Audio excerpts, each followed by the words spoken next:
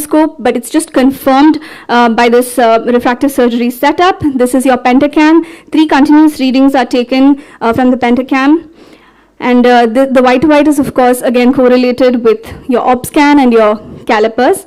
Then the patient undergoes MS39 after the pentacam. Mainly the AIOCT on the MS39 and the tear film analysis helps us in such patients. Then the optometrist actually measures the sulcus to sulcus measurements and the lens rise on the AIOCT, and then we do the UBM. With the anesthetic, the shell and the UBM is done. And after doing the UBM, it takes multiple readings, and the white-to-white is measured using digital calipers. This is the simulation. So coming to how to choose your ICL. So the STAR ICL has an online software where you have to enter all the patient details. On the left side, you can see all the patient details, including white-to-white, the corneal thickness, anterior chamber depth, K1, K2, etc., which is all entered on the left side here. And it gives you the options for your ICL, including the expected spherical equivalent, where you can decide the options for your ICL.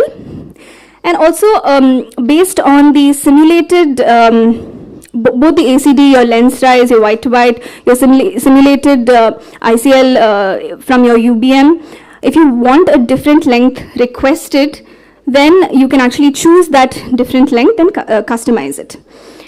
So this is what I was talking about, C1, C2, C3. This is your UBM display. So basically what this machine does is, the software, it actually simulates for each size of ICL. So on the left side, you can see there are 4 sizes of the ICL, which was again spoken about earlier. For each size, how much C2 is the central vault and C3 is the mid-peripheral vault, which is actually more important than your central vault. So it actually tells you how much your vault will be for these particular sizes. So this can help you make the decision regarding your ICL sizing. But of course, this doesn't take into consideration your lens rise. So again, they have an inventory from which you can choose your ICL. And finally, you get this implantation orientation diagram, which was explained by Dr. Tityal beautifully. Here we can rotate the lens either counterclockwise or clockwise, and the maximum you should rotate the lens, it should be within 22 degrees. So speaking a little bit about the ICL itself, it's available in these powers, and it has the thickness of the center optic is just 50 microns.